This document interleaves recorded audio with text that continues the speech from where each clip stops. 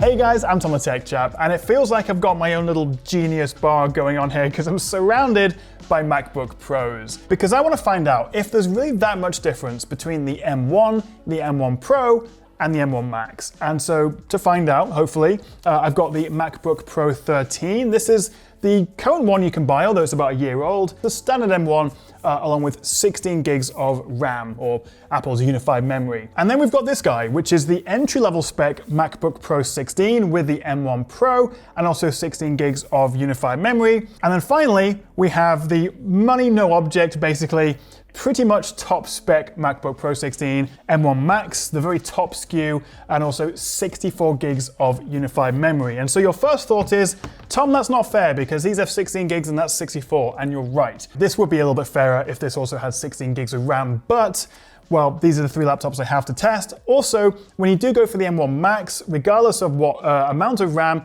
the bandwidth is double, so there's always going to be a difference there. And also, probably, if you are going to go with a Max, then most likely you'll upgrade to at least 32 gigs of RAM anyway. So yes, I appreciate it's not completely laboratory scientific, but hopefully this will give you an idea and an impression of the difference in performance between the three. And also, in terms of the 14-inch, which I don't have here at the moment, you can get the 14-inch in both the Pro and the Max specs, but there are three small differences. Firstly, the base 14-inch MacBook Pro only comes with a 8-core CPU and a 14-core GPU, whereas the base 16 comes with a 10-core CPU and 16-core GPU. So like for like, the base 16-inch is a little bit faster. Also, the size difference means we have this extra surface area and probably a little bit more thermal headroom with the bigger models, although that's going to be harder to quantify. But one specific difference with just this one, which is the M1 Max MacBook Pro 16, is we have this energy mode option in the battery. This is the only model that comes with this, and you can switch between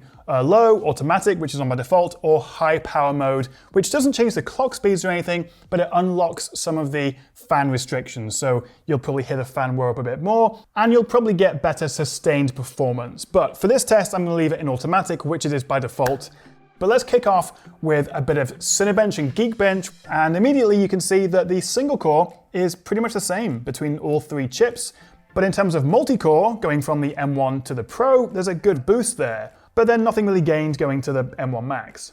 But then switching to the OpenCL compute test, this is more of a graphics benchmark, and you can see some massive differences here. We're going from 20,000 to 37, that's almost double. But let's switch to Blender, because a lot of people use this, and it's a really good benchmark of overall system performance, particularly the graphics as well. So as I was running these tests, this was by far the best sort of visual demonstration of the performance difference.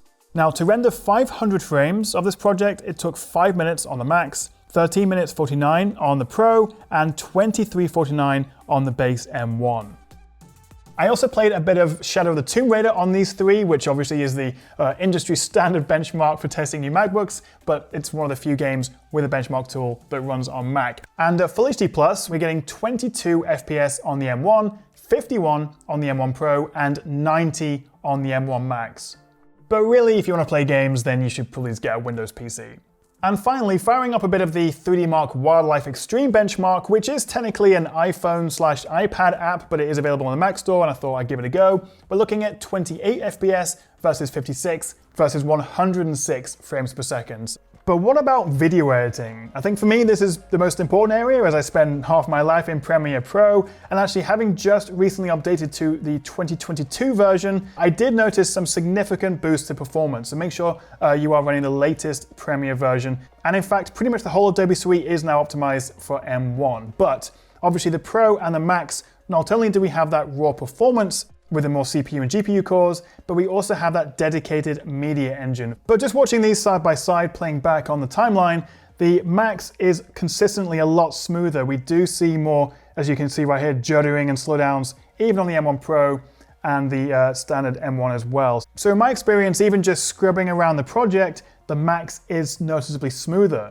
I had to test this like 3 or 4 times because I couldn't quite believe the results, but I ran a export test of my 10-minute project, 4K, 422 as I say, and the results are pretty crazy. We're looking at 20 minutes, 36 seconds on the M1 versus 11 minutes 58 on the M1 Pro versus just a hair under 7 minutes on the M1 Max. And actually, before I updated to the 2022 version, this Max was actually around 12 minutes as well. So it seems there are a lot of M1 Pro and Max optimizations with the most recent version, so definitely get that. Now, of course, the extra unified memory in here will also play a role in that. So if you just have the M1 Max with 16 gigs of RAM, which I don't know if I'd recommend that really, that difference won't be quite as significant. The M1 Max does seem to be worth it in Premiere Pro and also Final Cut Pro, but not quite in the same way. I used a very similar project, ran the same export test, which took 12.5 minutes on the M1 MacBook Pro 13, but then on the M1 Pro, it was only a minute faster, 11.5 minutes,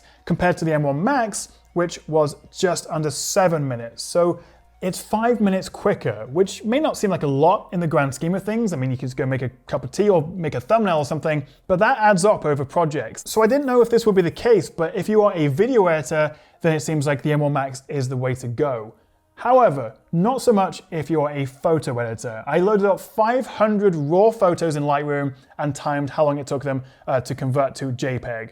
The M1 took 2 minutes 58, the M1 Pro took 2 minutes 3, and the M1 Max 1 minute 46. Which makes sense really, and I think the advantage there with the Max is having that extra memory. It's a CPU intensive task, and the biggest gain in terms of CPU performance, of course, is from the M1 to the Pro. The Max is much more about the GPU. But the best bit about all these Macs is that you get the exact same performance regardless of whether you're plugged into the charger or you're using it on battery, which is a massive deal for me as someone who likes to edit on planes and trains and out and about. I don't always have a charger around me. So let's wrap up. Which one should you go for? Well, I would say none of them. I think for 90% of the people out there, the MacBook Air is the best one to go for. The Pro 13, yes, it has a fan and you get slightly better sustained performance, and well, the touch bar isn't really a selling point anymore. I would save you money, go for the Air, get 16 gigs of RAM and maybe a 512 storage with it. But for me at least, the Pro 13 doesn't really make much sense. For most people,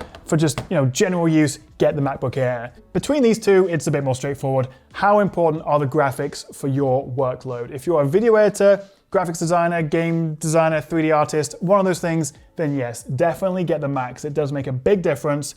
It doesn't compromise on the battery, and I would probably get 32 gigs of unified memory with that. So for me, as a video editor, given how actually it did improve my Premiere Pro and Final Cut experience, I would go with an M1 Max. But that is also very expensive, and if you're not editing multiple 8K streams or designing games, then just get the M1 Pro in either the 14 or the 16. This is such a good laptop. They're all fantastic laptops. You can't go wrong with any of them really, but I think the 16 with a terabyte storage, 32 gigs unified memory, and the M1 Pro, while expensive, is probably the go-to spec.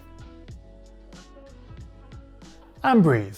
That was a lot, and I appreciate that wasn't a fully scientific analysis between them, but hopefully gives you a rough idea. If you've got any questions, then just leave a comment below and I'll do my best to answer them, and I will see you next time right here on the Tech Chat. Thanks for watching.